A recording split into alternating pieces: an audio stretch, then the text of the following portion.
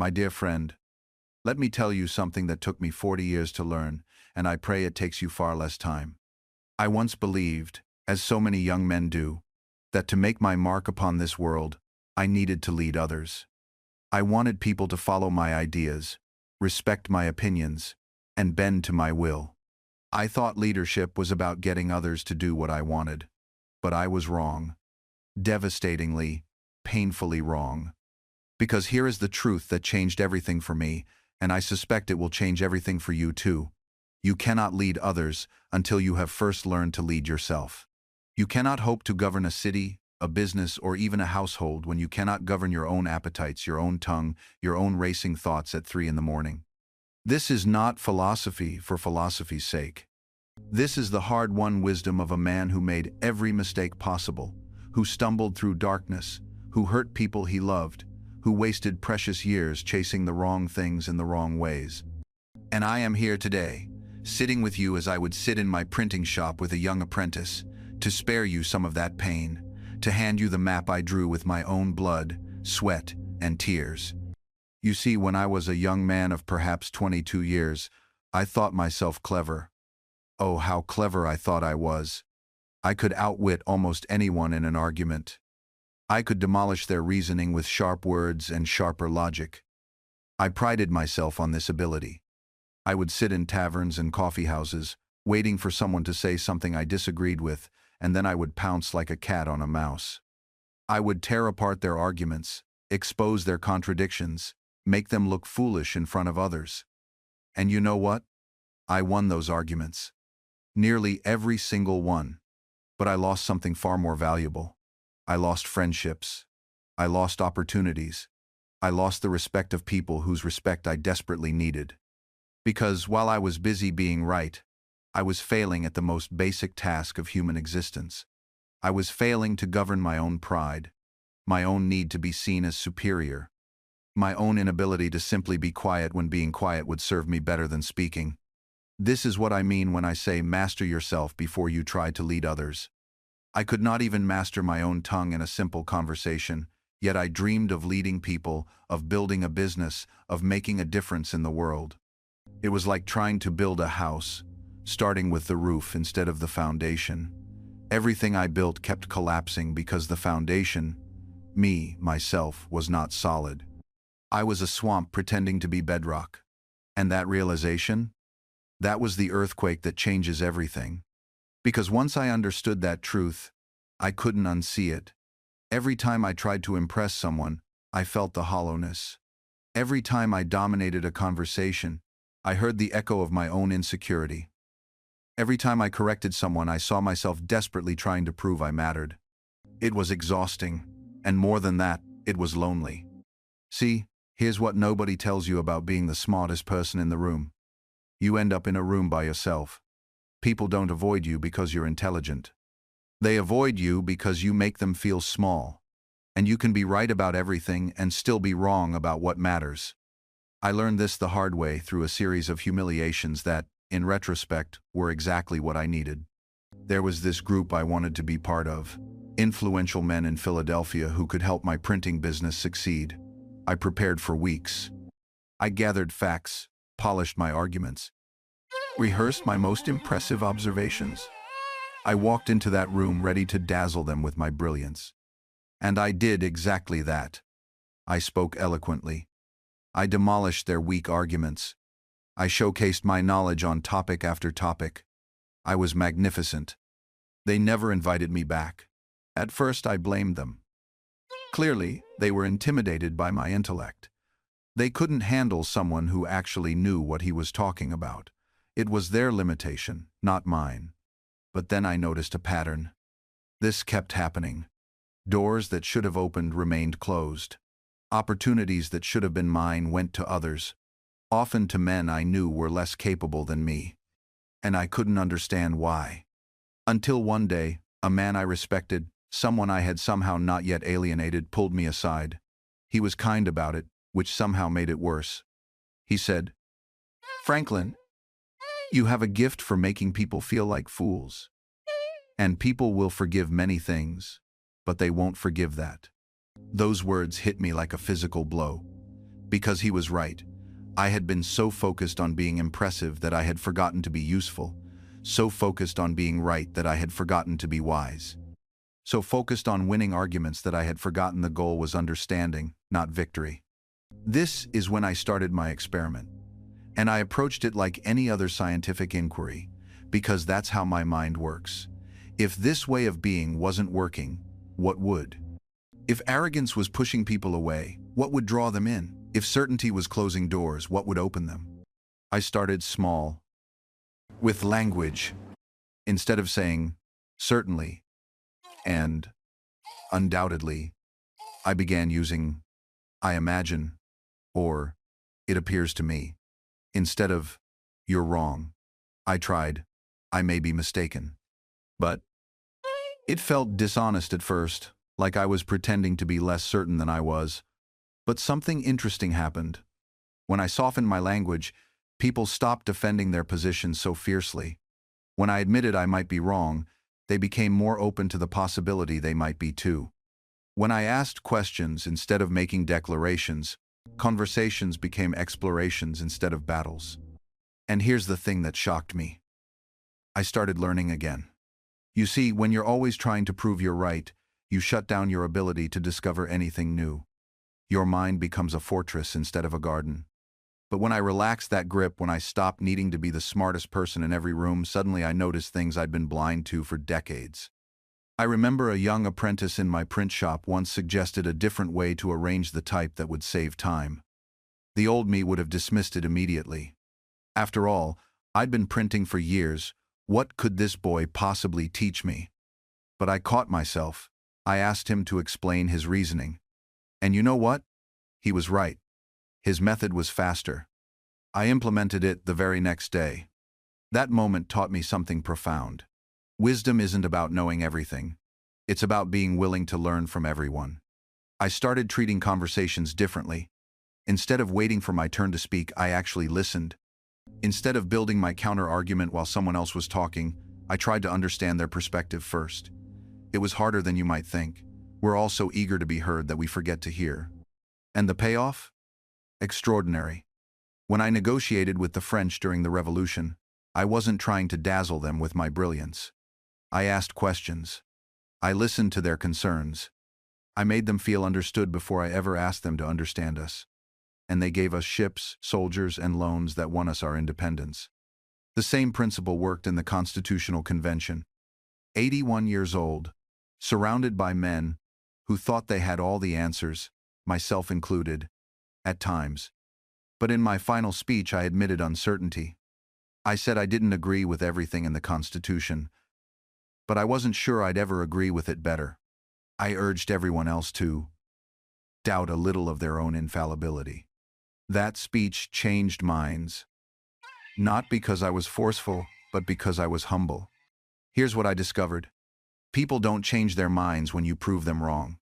They change their minds when they feel safe enough to reconsider. And they never feel safe with someone who needs to win every argument. Think about someone who changed your mind about something important. I'd bet money they didn't do it by backing you into a corner. They probably did it by asking you a question you couldn't answer, or by sharing their own uncertainty, or by making you feel respected even while disagreeing with you. That's the secret I wish I'd learned at 20 instead of 42. Your influence doesn't come from being right. It comes from helping others arrive at truth themselves. And sometimes, that truth isn't yours at all. I learned this most powerfully through my mistakes, not my triumphs. There was a young printer in Philadelphia, a hot-headed fellow named Samuel Keimer. When I returned from London, he and I entered into a bitter rivalry. We competed for business, yes, but more than that, we competed to be right, to be seen as the authority. I would publish something clever in the Pennsylvania Gazette. He would respond with something defensive in his paper. Back and forth we went, each trying to prove the other wrong, each trying to win the argument in the public square. And you know what happened? Nothing. Absolutely nothing of value was created. No one's mind was changed. No truth was illuminated. We simply exhausted ourselves and entertained the public like two roosters in a pen. The real wound came when I realized something that still humbles me. I was arguing not to discover truth, but to protect my ego. I wasn't interested in what Keimer might actually know. I was interested in proving he didn't know as much as I did. That's not influence. That's insecurity wearing influence's clothing. Real influence, the kind that changes hearts and moves nations, requires something most people find almost impossible: the willingness to be wrong. Not just the tolerance of being wrong, but the genuine willingness, the eagerness, even. When you truly seek understanding rather than victory, something remarkable happens. The person you're speaking with feels it. They sense that you're not laying traps for them. You're not gathering ammunition. You're actually listening. And when people feel heard, truly heard, they open. Not because you've battered down their defenses, but because you've made those defenses unnecessary. I started doing something that changed everything. Before entering any discussion where I disagreed with someone, I would ask myself, what if I'm wrong? What would that mean? Not as a rhetorical exercise, but as a genuine question. Sometimes the answer was, nothing much would change. But often, more often than my younger self would have admitted, the answer was, I would learn something valuable. This shifted my entire approach. Instead of entering conversations as a teacher descending from the mountain, I entered as a fellow traveler comparing maps. Here's what I've seen on my journey. What have you seen on yours? The magic is this. When you're genuinely curious about someone else's perspective, they become curious about yours. Curiosity is contagious. But so is certainty. And certainty closes doors that curiosity opens. I watched this principle transform the Junto, our discussion club. In the early days, we would argue. Brilliant men, all convinced of their positions, all speaking to be heard rather than listening to understand. Then I proposed a rule. No direct contradictions allowed. If you disagreed with someone, you had to phrase it as a question or an exploration. Not, you're wrong about currency policy, but I'm curious, have you considered how currency policy might affect farmers differently than merchants? The change was immediate and profound. Conversations that would have become heated debates became collaborative investigations. We weren't opponents anymore. We were colleagues searching for truth together. And here's what nobody tells you about this approach. You win more arguments by not arguing than you ever could by arguing well. When you help someone discover a flaw in their own reasoning through questions, through patience, through genuine exploration, they own that discovery. It becomes theirs. And they'll defend their new position with the same passion they defended the old one, because you haven't defeated them, you've equipped them. This is the secret that moves mountains. You see, I learned this principle not in grand halls or royal courts, but in the printing house, watching apprentices learn their craft. The worst master is the one who demands perfection and criticizes every error. The apprentice becomes defensive, rigid, afraid to try anything new. But the wise master? He asks questions. What do you notice about the spacing here? How might we adjust the pressure? The apprentice discovers the flaw himself and feels ownership over the solution. I used this same method in the Constitutional Convention of 1787. You think those delegates agreed with me naturally? We had slaveholders and abolitionists in the same room. Merchants who wanted a strong central government and farmers who feared it. Men who'd spent their lives building separate kingdoms called states, now being asked to surrender power to something larger. I could have lectured them about unity. I could have presented irrefutable arguments about why my vision was correct. And I would have failed spectacularly. Instead, I asked them questions that made them question themselves. Gentlemen, I confess there are several parts of this Constitution which I do not at present approve. I told them, but I am not sure I shall never approve them. For having lived long, I have experienced many instances of being obliged to change opinions, even on important subjects, which I once thought right, but found to be otherwise. Notice what I did there? I didn't attack their certainty. I modeled uncertainty. I made it safe to evolve, to reconsider, to be wrong. Because when you publicly acknowledge your own capacity for error, you give others permission to do the same. This is the diplomacy of humility, and it's far more powerful than the diplomacy of being right. The delegates didn't feel defeated by my speech, they felt liberated. Suddenly, Changing one's mind wasn't weakness, it was wisdom. Several men who'd been holdouts signed that document. Not because I'd crushed their arguments, but because I'd shown them a path to change their minds with dignity and tact. Here's another truth the righteous forget. People don't resist your ideas, they resist the feeling of being controlled. Every time you try to force someone to see reason, you're not just presenting an argument, you're attempting a kind of intellectual colonization, planting your flag on the territory of their mind. And what do colonies do eventually? They rebel. But when you ask questions, when you lead someone to discover the answer themselves, there's no invasion, there's no conqueror and conquered. There's only the thrill of discovery, which humans crave like opium. We are exploring creatures. We don't want to be told where the treasure is buried. We want to find the map and figure it out ourselves. I watch modern arguments unfold on your glowing screens, and I see the same mistake repeated endlessly. Someone presents a wall of facts, citations, studies, hoping that enough evidence will topple resistance. But human beings aren't convinced by evidence, they're convinced by experience. And the experience of being told you're wrong, no matter how politely the facts are arranged, feels like an attack. So instead of presenting your conclusion, present a puzzle. Instead of saying, you're wrong about climate change, here are 17 studies. Try.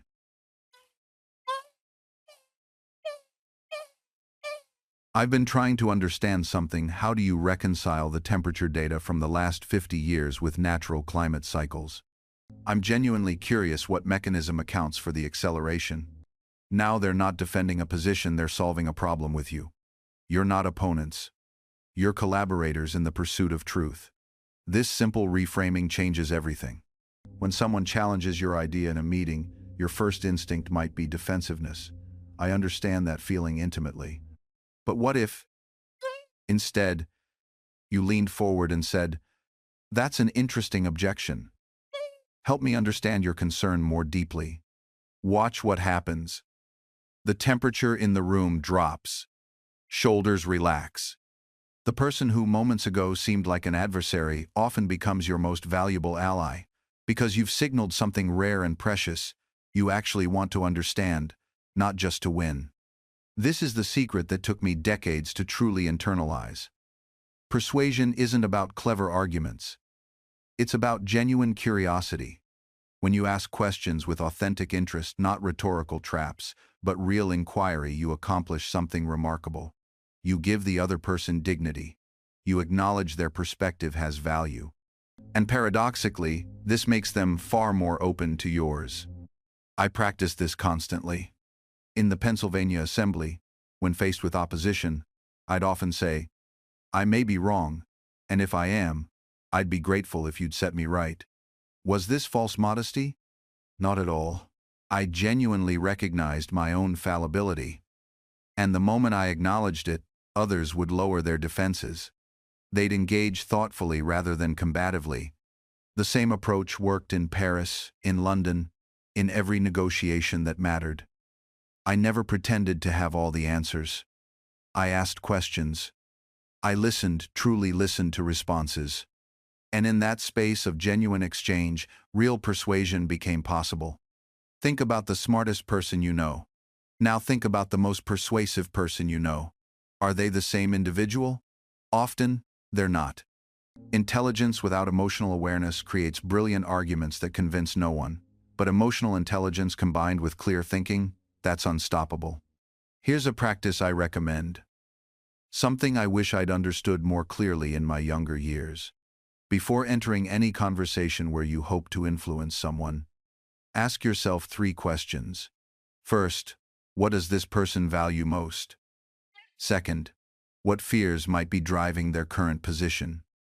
Third, what would success look like from their perspective, not just mine? These questions transform your approach entirely. You stop broadcasting and start connecting. You stop pushing and start inviting. The difference is everything.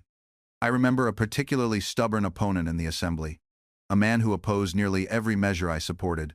For months we were gridlocked. Then I learned he was a scholar, proud of his library. I asked to borrow a rare book from his collection, one I genuinely wanted to read. He lent it. I returned it promptly with a gracious note. This small gesture, acknowledging his expertise, showing respect for something he valued, changed our relationship completely. We never became close friends, but he stopped reflexively opposing my proposals. Why? Because I'd seen him as a whole person, not just an obstacle. This is what I mean by emotional intelligence in persuasion. It's not manipulation. It's recognition of our shared humanity.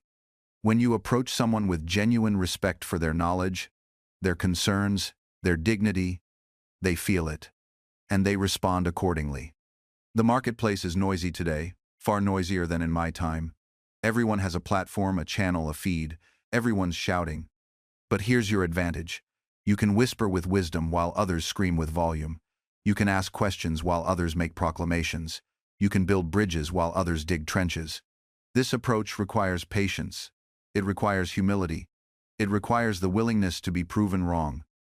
But it works with a consistency that clever rhetoric never will. I learned this lesson the hard way during the debate over the Constitution. There were brilliant orators who could paint visions of perfect government, who could quote philosophy and speak in grand abstractions.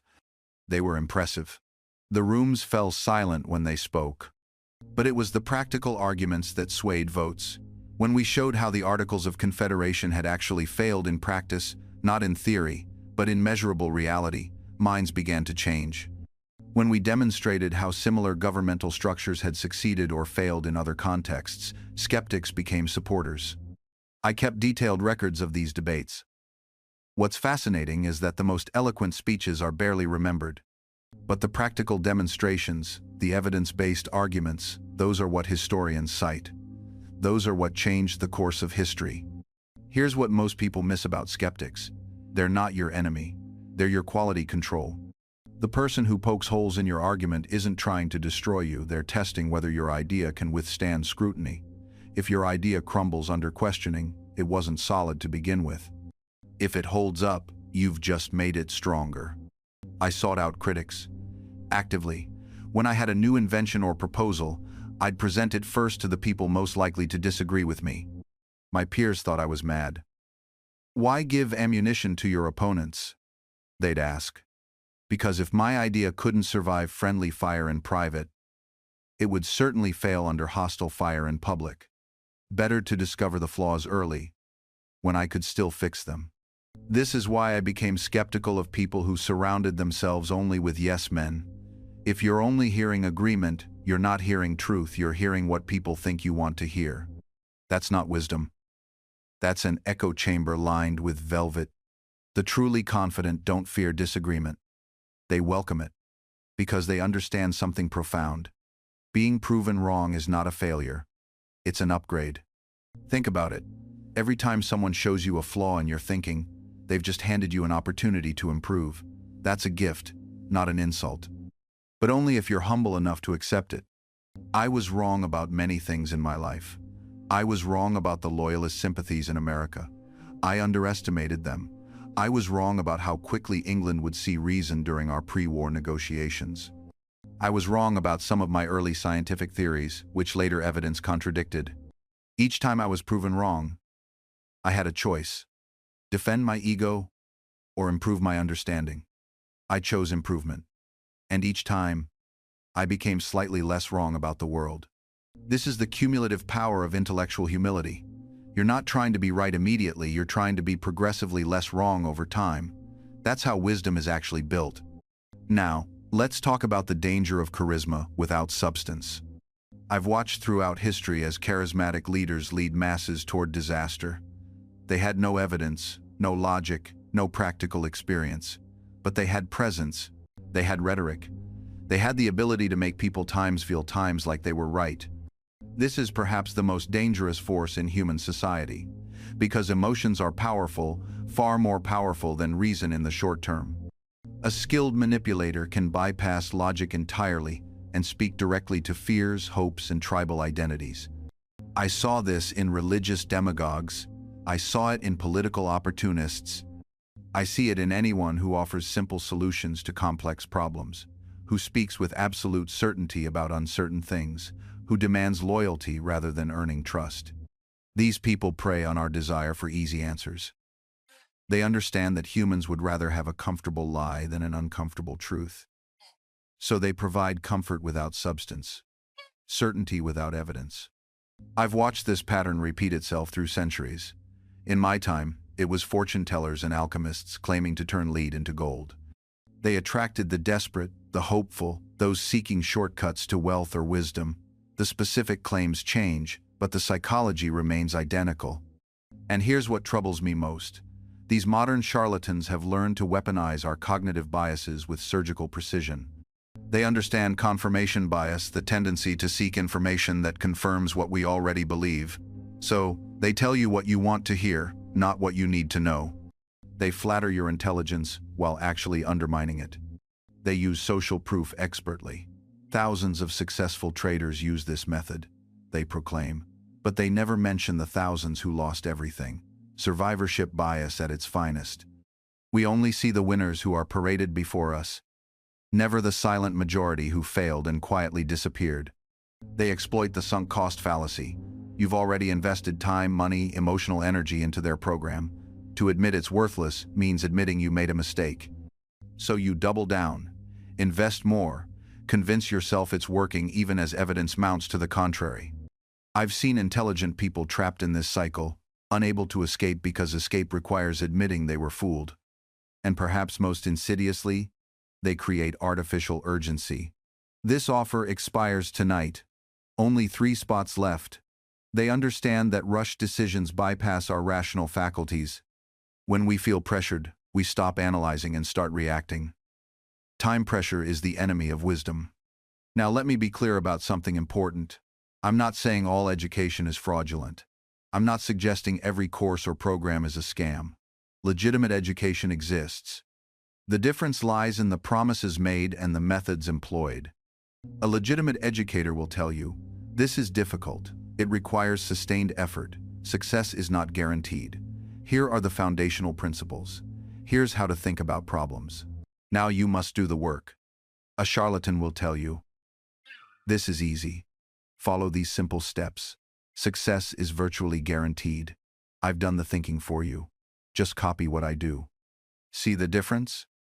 One empowers you to think. The other encourages you to follow blindly. Real knowledge builds gradually. It starts with fundamentals. Mathematics before calculus. Vocabulary before literature. Basic programming before building applications. There are no shortcuts through genuine understanding, only efficient paths guided by good teaching.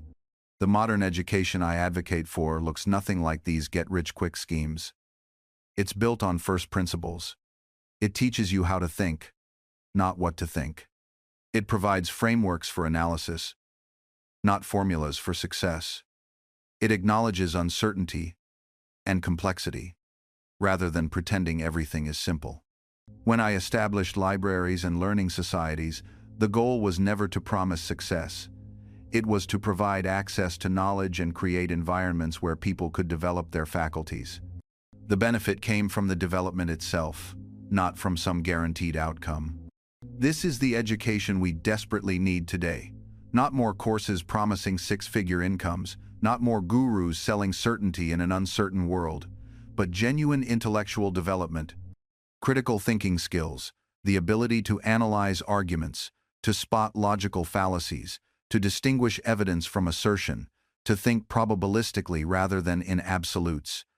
These skills don't guarantee wealth. They don't promise fame. But they provide something far more valuable. The ability to navigate reality as it actually exists, not as you wish it to be. They give you sovereignty over your own life, the capacity to see clearly when others are blinded by hope or fear. And that clarity? That's the foundation upon which every meaningful achievement is built. Now, let me address something I hear whispered in the corridors of power and shouted in the streets. But Franklin, these principles feel manipulative, cold, calculated. To which I respond, only if you use them that way. A hammer can build a home or crack a skull. The tool itself is neutral. Your character determines the outcome.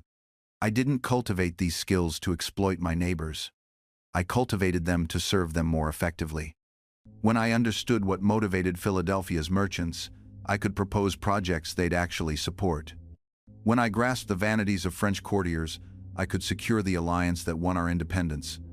Understanding human nature isn't about manipulation. It's about meeting people where they actually are, not where you imagine them to be. The truly dangerous people are those who refuse to acknowledge how influence works. They stumble through life, pushing buttons randomly, occasionally getting results, more often creating chaos. They believe their ignorance makes them virtuous. It doesn't.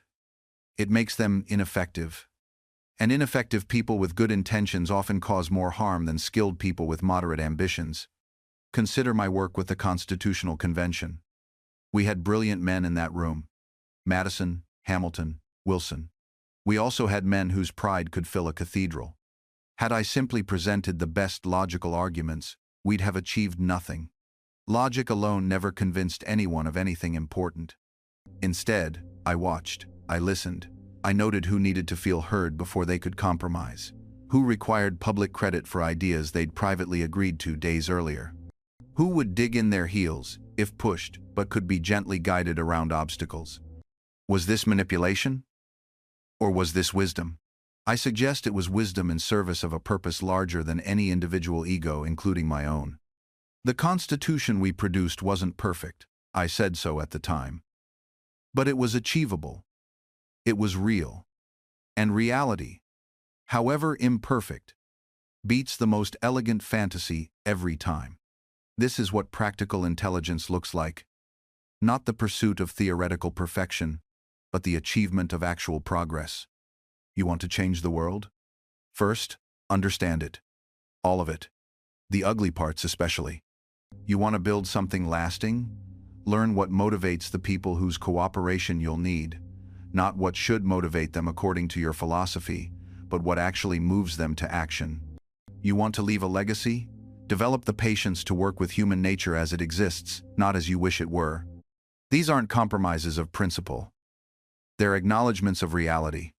And here's what nobody tells you. Once you truly understand these patterns, once you see how influence actually flows, you can't unsee it. Every interaction becomes transparent. Every appeal to emotion, every status game, every attempt at manipulation, you'll recognize them instantly. This clarity is both gift and burden. The gift: you're rarely fooled. You see the strings before the puppet show begins. The burden: you see the strings everywhere. In your own behavior too. That comfortable illusion of purely rational decision-making? Gone forever. But I'd take uncomfortable truth over comforting delusion every single time. And if you've listened this far, I suspect you would too. Look, I know what some of you are thinking right now. Franklin, this is all fascinating history and philosophy, but what does any of this mean for me? I'm not founding a nation or creating a fire department. I've got bills to pay, a boss breathing down my neck, and barely enough time to think, let alone revolutionize society. Fair enough. Let me bring this down from the mountaintop and into your everyday life. Here's what I've learned about practical wisdom across 3 centuries. The principles that built nations work just as powerfully in building a single human life. The same strategies that created lasting institutions can create a lasting legacy in your own small corner of the world. Take compound interest, and I'm not just talking about money, though God knows that matters too. I'm talking about the compound interest of daily habits, of small improvements that build on themselves, of relationships nurtured over years, not transactions grabbed in moments. You want to know the real secret weapon of the Founding Fathers? It wasn't our brilliance, though we had our moments. It wasn't our education, half of us were largely self-taught. It was this. We showed up. Day after day, year after year, decade after decade. We kept working the problem, even when the problem seemed unsolvable. When I started my printing business in Philadelphia, I wasn't the best printer in the colonies, not even close, but I was the one who arrived first and left last. Who studied the craft while others were at the tavern, who invested every spare shilling back into equipment and inventory, who treated every customer like the future of the business depended on them because it did. 5 years of that, and suddenly I times one of the best printers. Not through some magical talent, but through the boring, unglamorous work of showing up every single day and trying to get 1% better. That's what most people miss about success. They see the result, the bifocals, the lightning rod, the Constitutional Convention, and they think it was genius. They don't see the 10,000 hours of tedious experimentation, the failed prototypes, the late nights, the moments of crushing doubt. Here's a Franklin truth that won't make it onto inspirational posters. Most of success is just not quitting when quitting would feel really, really good. Every time I wanted to reform something, the postal system, street lighting, hospital care, I ran into the same wall of human inertia. People don't like change. They don't trust new ideas. They'll cling to a broken system because at least it's familiar. So how do you move that wall? Not by pushing harder, not by shouting louder, by finding one person who gets it, then 2, then 10, by creating small wins that demonstrate value, by making the new way so obviously better that people feel foolish resisting it. That's politics. That's business. That's changing hearts and minds in any era. The tactics evolve, but the principles are eternal. And speaking of eternal principles, here's one I learned the hard way. Your reputation is the only thing you truly own that can't be taken from you. It can only be given away. I spent 50 years building mine, and I guarded it like a dragon guards gold. Not out of vanity, though I had plenty of that, but because reputation is currency. It's credit. It's the compound interest that makes every future endeavor easier. When I needed funding for a new project, people invested. Why? Because I delivered before. When I needed political allies, they appeared. Why? Because I'd proven trustworthy. When I needed the world to take American independence seriously, they listened. Why? Because I'd spent half a century showing up, delivering value, and keeping my word. You're building your reputation right now. Every email you send, every promise you make or break, every time you choose between the easy path and the right path. It's all going into an account that will either pay dividends or come up empty when you need it most. Now, you might be wondering, what does this reputation account actually buy you? What are these dividends I'm speaking of? Let me paint you a picture from my own life. There came a moment when I needed to establish the first subscription library in America, the Library Company of Philadelphia.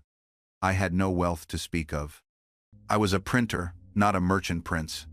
But I had an idea that required cooperation from dozens of people, required them to pool their resources, required them to trust that this venture would benefit everyone involved. I went to 50 men with a proposal. And do you know what happened? They said yes. Not because my business plan was so brilliant. Not because I had collateral to offer. They said yes because over years of knowing me, I had demonstrated that when Benjamin Franklin committed to something, it got done. When I said I would manage the funds responsibly, they believed me. When I promised the library would serve the public good, they trusted my intentions. That library opened doors for thousands of people who could never have afforded books otherwise. It became a model copied across the colonies. And it existed because I had built up enough trust capital to spend on something that mattered. That's what a good reputation buys you. The ability to mobilize resources, human and material, when opportunity or necessity calls. It's the difference between pitching an idea to skeptical faces and pitching it to people already leaning forward, ready to believe in you. But here's where most people get this wrong. They think reputation management is about controlling the narrative, about spin and public relations. They treat it like a marketing campaign for themselves. That approach is exhausting and ultimately futile. You cannot sustain a false image indefinitely. The truth has a way of emerging, especially over time. I've watched men spend enormous energy crafting a public persona that contradicted their private character, and every single one of them, eventually got found out. The house of cards collapsed, usually at the worst possible moment. The real secret to reputation is almost disappointingly simple. Actually be the person you want to be known as. Want to be known as honest? Then be honest, even when it costs you. Want to be known as reliable? Then follow through on your commitments, especially the small ones nobody's watching. Want to be known as generous? Then practice generosity, not as performance, but as habit. There's a beautiful economy in this approach. You're not maintaining two separate versions of yourself, to the public facade and the private reality. You're not burning mental energy trying to remember which story you told to whom. You're not living in constant fear of exposure. You simply become consistent. And that consistency is what people recognize and trust. I learned this lesson watching my brother James run his printing business. James was talented, perhaps more naturally gifted than I was. But he couldn't resist the temptation to promise more than he could deliver, to talk himself up, to bend the truth when it suited him. He thought he was being clever, gaining advantages through these little deceptions. But I watched his reputation crumble piece by piece. Customers stopped trusting his delivery dates. Suppliers demanded payment up front. Talented workers left for other shops. He had isolated himself through 1,000 small betrayals of trust, and no amount of charm or talent could compensate for it. Meanwhile, I built my business on the opposite principle. I underpromised and over-delivered. If I said your printing job would be ready Thursday, it was ready Wednesday. If I quoted a price, that's what I charged. Even if the job took longer than expected, I absorbed short-term costs to build long-term trust. And you know what happened? Customers became advocates. They sent their friends to me. They trusted me with bigger, more important projects. Suppliers extended me credit because my word was gold. Talented people wanted to work in my shop because they knew they'd be treated fairly. The reputation I built became a compound interest machine, generating returns year after year, decade after decade. Long after I left the printing business, that reputation followed me into public service, into diplomacy, into every venture I attempted. Here's the thing most young people don't understand about reputation. You can't fake it, and you can't rush it. It's built in the quiet moments when no one's watching, in the decisions you make when it would be easier to cut corners, in the consistency between what you say and what you do. I remember a competitor once asked me how I'd managed to secure so many contracts with the colonial government. He assumed there must be some secret, some connection, some favor I'd called in. The truth was simpler and harder. I delivered quality work, on time, every single time. When the assembly needed something printed by Tuesday, it was ready Monday afternoon. When they needed accuracy, I personally checked every page. When they needed discretion, their secrets died in my shop. That competitor, by contrast, was known for beautiful promises and disappointing delivery. He had the lower prices, the flashier storefront, the more elaborate advertisements. But reputation isn't built on promises, it's built on patterns. And the pattern people saw with him was unreliability dressed up in fancy words. Let me give you a more subtle example of reputation's power. In 1736, when we were trying to establish the first fire company in Philadelphia, I needed to convince property owners to contribute funds and equipment. These were cautious men with their money, as they should be. I could have appealed to their altruism, their civic duty, their fear. Instead, I relied on something more powerful: the reputation I'd built over 15 years. When Benjamin Franklin proposed something, people knew it wasn't half-baked. They knew I'd thought it through, considered the objections, worked out the details. They knew that if I committed to managing something, it would actually get managed. So when I presented the fire company proposal, the conversation wasn't about whether to trust the idea, it was about how quickly we could implement it. That's what reputation does. It removes friction from everything you attempt. Now, I've been talking about positive reputation, but let me address the shadow side, because this is where many people stumble. A bad reputation is even more powerful than a good one, and it's far easier to acquire. I've watched promising young men destroy themselves with a single act of dishonesty or a pattern of small ethical compromises. There was a merchant in Philadelphia, I won't name him, though he's long dead, who tried to cheat me on a paper delivery early in my career. The amount was trivial, perhaps 2 shillings. I didn't make a scene. I simply paid what he demanded and never did business with him again. But I also didn't keep the story to myself when asked about reliable suppliers. Within 2 years, that man's business had withered. It wasn't because I set out to destroy him, I didn't. It was because he'd tried the same trick with dozens of others. And reputation is information that spreads naturally through a community. By the time he realized the cost of his dishonesty, it was too late. No amount of advertising or price cutting could overcome the whispered warnings that preceded him. This is the cruel mathematics of reputation. It takes years to build and moments to destroy. Every interaction is either a deposit or a withdrawal from your reputation account. And unlike a financial account, you can't always see your balance until you need to draw on it. The apprentice I mentioned earlier, the one who couldn't be trusted with simple tasks, he didn't understand this. He thought each small failure existed in isolation. He'd arrive late and think, it's just this once. He'd deliver shoddy work and think, no one will notice. But I was noticing. And more importantly, I was calculating. Each incident was data, and the data was forming a pattern I couldn't ignore. When the moment came that I needed someone for a critical project, someone to handle sensitive negotiations with a supplier, I didn't even consider him. Not because I was vindictive, but because the mathematics simply didn't work in his favor. Why would I risk an important relationship on someone whose track record suggested a 30% failure rate? This is what people miss. Your reputation isn't judged by your intentions or your potential. It's judged by your statistical reliability. And humans, despite what we tell ourselves, are remarkably good at detecting patterns. We may not articulate it in percentages, but we feel it. We know, somehow, who can be trusted and who cannot. I learned this watching merchants in the Philadelphia markets. The successful ones understood that every transaction was an audition for the next one. The baker who shortchanged customers by an ounce thought he was being clever until word spread and his shop stood empty while competitors prospered. The blacksmith who consistently delivered work on time, even when it meant working through the night, built such a reputation that customers would wait weeks for his services rather than go elsewhere. Your reputation is your most valuable asset, because it's the only thing that scales infinitely.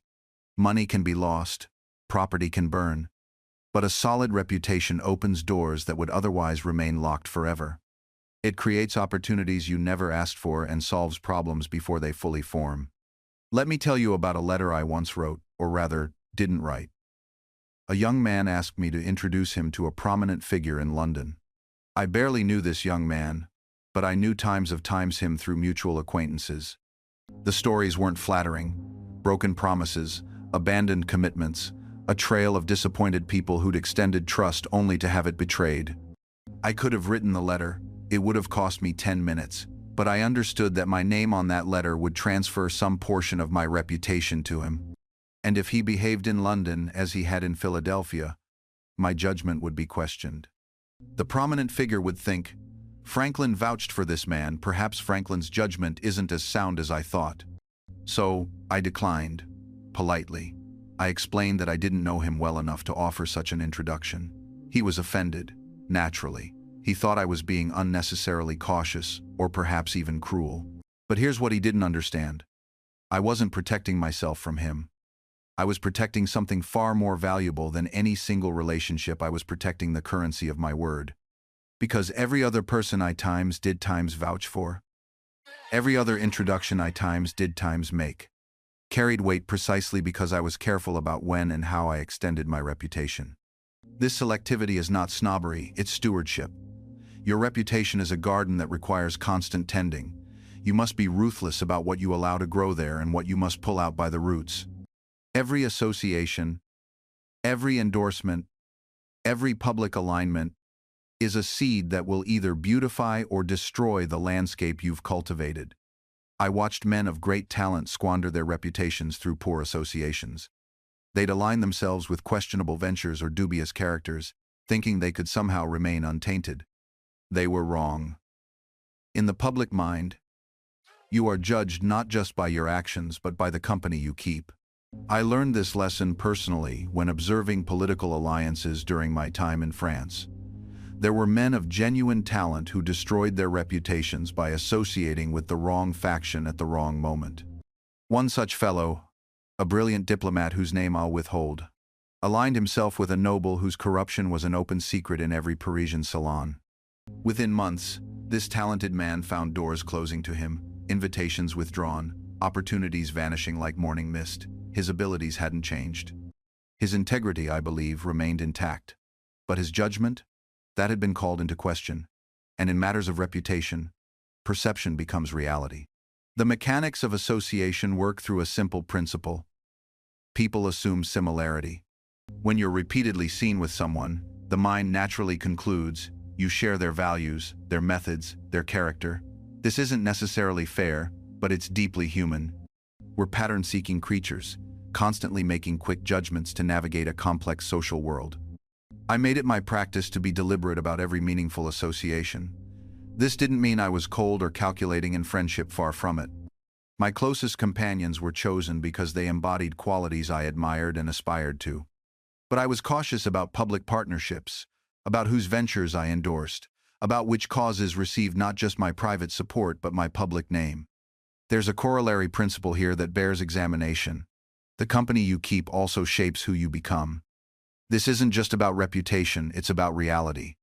Spend your days among the lazy, and you'll find your own discipline weakening. Surround yourself with gossips, and you'll notice your own tongue loosening. Keep company with the dishonest, and you'll find yourself making small compromises that grow larger over time. I saw this transformation happen to men of initial promise. They'd enter a circle of questionable character, perhaps for business reasons, perhaps for social advancement. At first they'd maintain their standards, even feeling somewhat superior to their new associates. But gradually, so gradually they barely noticed they'd adopt the prevailing attitudes. A corner cut here, a principal compromise there. A blind eye turned to what they once would have opposed. Within a year or two, they'd become indistinguishable from the very people they once looked down upon. The inverse is equally true and far more encouraging. Surround yourself with people of excellence, and you'll find yourself rising to meet their standard. I experienced this directly through my philosophical society, the Junto. We gathered weekly, a small group committed to mutual improvement and civic betterment. The expectation of presenting ideas to this assembly of sharp minds pushed me to think more clearly, read more widely, and act more deliberately. Their example showed me what was possible. Their encouragement gave me courage to attempt it. This is why I counsel young people to be extraordinarily selective about their inner circle. Choose friends who make you want to be better, who celebrate your growth rather than your stagnation, who tell you hard truths when you need them. These relationships are among life's greatest treasures and most powerful formative forces. But there's a balance to strike here, and it's a delicate one. You cannot live in an ivory tower, associating only with those who meet some impossible standard of perfection. Such isolation would make you useless to the world and insufferable as a person. I certainly associated with all manner of people, printers and philosophers, merchants and mechanics, saints and scoundrels. The key is distinguishing between association and alliance, between acquaintance and endorsement. You can attend a tavern full of drunkards without becoming one yourself. You can listen to a fool's opinion without adopting it. You can even do business with someone whose character you deplore, provided the transaction itself is honest and your principles remain intact. I once maintained correspondence with a man in London whose personal life was, by most accounts, a scandal. He drank excessively, kept mistresses, and treated his own family with shocking neglect. Yet he was also one of the most brilliant scientific minds of our age, and his insights on electrical phenomena proved invaluable to my own experiments. Did I associate with him? Yes. Did I learn from him? Absolutely. Did I endorse his lifestyle, or hold him up as a model of virtue? Certainly not. I took what was valuable and left what was worthless, just as a bee takes honey from the flower without disturbing its poison. This discernment, this ability to separate the wheat from the chaff, is perhaps the most practical wisdom you can develop. It allows you to navigate the world as it actually is, not as you wish it to be. And the world, I assure you, is filled with complexity that refuses to fit into neat categories. The most dangerous people I have found are not the obviously wicked; those are easy enough to avoid. The most dangerous are those who cloak their self-interest in the language of virtue, who use moral rhetoric as a weapon rather than a compass. I have known men who spoke constantly of honor while betraying every trust, women who preached charity while treating their own servants with contempt, politicians who wrapped themselves in patriotism while selling their country piece by piece for personal gain. These are the wolves in sheep's clothing that Scripture warns about. and you will never recognize them if you mistake their words for their character. Watch what people do, especially when they think no one is watching. Observe how they treat those who can offer them nothing. Notice whether their private conduct matches their public declarations. I made it a practice, throughout my life, to test people's character in small matters before trusting them in large ones. A man who cheats you of a penny will cheat you of a pound when the opportunity arises. A woman who gossips about her neighbor will gossip about you the moment you leave the room. A partner who breaks a minor promise will break a major one when it suits their purpose. This is not cynicism, it is realism. It is understanding that character, like a building, is revealed under pressure. Anyone can appear noble when everything is going well. True character shows itself in adversity, in temptation, in the thousand small moments when no one is keeping score. And here is something that may surprise you. I have found that wealth and education correlate very little with virtue. Some of the finest characters I ever knew were common laborers who could barely read. Some of the most corrupt were men of learning who could quote scripture and philosophy with equal facility. Virtue is democratic. It asks nothing of your birth, your fortune, or your formal education. It asks only that you choose, day after day, to be a person of integrity, to keep your word, to treat others justly, to control your appetites, to tell the truth even when lies would serve you better. This is harder than it sounds, which is why genuine virtue is so rare and so precious. Every day presents a dozen opportunities to cut corners, to rationalize, to compromise your principles for convenience or advantage. The businessman who inflates his expense report by just a few dollars, the student who glances at another's paper during an exam, the politician who makes a promise he knows he cannot keep, the friend who shares a confidence that was not his to share. Small betrayals, easily justified. Everyone does it, we tell ourselves. It's just this once. No one will know. It doesn't really hurt anyone. But you know. And each compromise, however small, changes something fundamental within you. Character, you see, is not a coat you put on when others are watching and remove when you're alone. It is the bedrock of your identity, formed grain by grain through 10,000 small decisions. Each time you choose expediency over principle, you make the next compromise easier. Each time you choose integrity despite the cost, you make your character a little stronger, a little more resistant to future temptation. I watched this process in the Continental Congress, where the same debates that revealed character in the grand matters also revealed it in the small ones. The delegate who would exaggerate his expenses to the government would also prove unreliable in his committee work.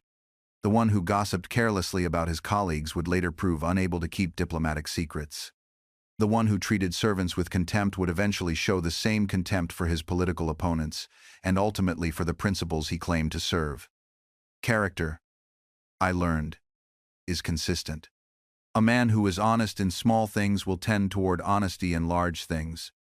A man who is careless with small responsibilities will be careless with great ones. This is why I urged young people to practice virtue, as they would practice a musical instrument regularly, deliberately, with attention to the small details that others might overlook. It's not enough to aspire to virtue in the abstract. You must build specific habits that shape your character day by day. You must practice keeping your word in small matters so that you'll be able to keep it in large ones. You must practice controlling your temper in minor frustrations so that you'll have the strength to control it in major provocations. You must practice truthfulness in situations where lies would be convenient so that you'll have the courage to tell hard truths when they matter most. And, yes, you will fail. Many times. I certainly did. There were weeks when my charts showed more black marks than I cared to count, when I fell short of the standards I'd set for myself, when I acted from anger rather than reason, or from selfishness rather than consideration for others. The question is not whether you will fail, you will. The question is what you do after the failure. Do you rationalize it, justify it, lower your standards to match your behavior? Or do you acknowledge it honestly, learn from it, and renew your commitment to do better? This capacity for honest self-examination, for admitting your faults without excuse or evasion, is itself a form of strength. It requires genuine humility, not the false humility that pretends you have no talents, but the honest humility that acknowledges you have faults and need to work on them. It requires courage, the courage to look at yourself as you truly are, not as you wish to be or as you present yourself to others. This practice of honest self-assessment became one of my most valuable habits. Each week, I would review my conduct, marking in my little book which virtues I had violated and when. I did not hide these marks from myself. I did not make excuses. If I had been impatient with a tradesman, I marked it. If I had eaten or drunk too much, I marked it. If I had spoken ill of someone behind their back, I marked it. Some might say this was excessive, perhaps even obsessive, but I found it liberating. By acknowledging my faults clearly and specifically, I freed myself from the exhausting work of denial and rationalization. I no longer had to maintain elaborate mental defenses against the truth. I could simply say, yes, I was impatient yesterday, and I will try to do better tomorrow. This honesty with yourself extends beyond acknowledging specific faults. It includes being honest about your capacities and limitations. I have known many people who undertook projects far beyond their abilities, not because they were ambitious, but because they could not honestly admit to themselves what they did not know or could not do. There is no shame in acknowledging that you lack certain knowledge or skills. The shame comes only when you pretend to possess what you do not have. When I began studying electricity, I readily admitted my ignorance. I asked basic questions. I conducted simple experiments. I did not pretend to understand what I did not yet comprehend. This honest acknowledgement of my ignorance made it possible for me to learn. The same principle applies to your emotional state. Many people are dishonest with themselves about their own feelings. They tell themselves they are not angry when they are seething with resentment. They insist they are content when they are deeply unhappy. They deny their fear, their jealousy, their loneliness. This emotional dishonesty poisons everything it touches. You cannot address a problem you refuse to acknowledge. You cannot seek appropriate help for feelings you pretend not to have. Your unacknowledged emotions leak out in indirect ways in irritability, in physical ailments, in self-destructive behaviors that seem to come from nowhere. I learned to be honest with myself about my emotional state. When I felt discouraged about a project, I acknowledged that discouragement rather than pretending to an optimism I did not feel. When I felt satisfaction at someone else's misfortune, I acknowledged that ugly feeling rather than dressing it up as something noble. This honesty did not make me wallow in negative emotions. Rather, it allowed me to address them directly. Being honest with yourself also means acknowledging your true motivations. Many people deceive themselves about why they do what they do. They convince themselves they are acting from noble principles when they are actually acting from vanity or from a desire for revenge or from simple convenience. I have caught myself in this kind of self-deception many times.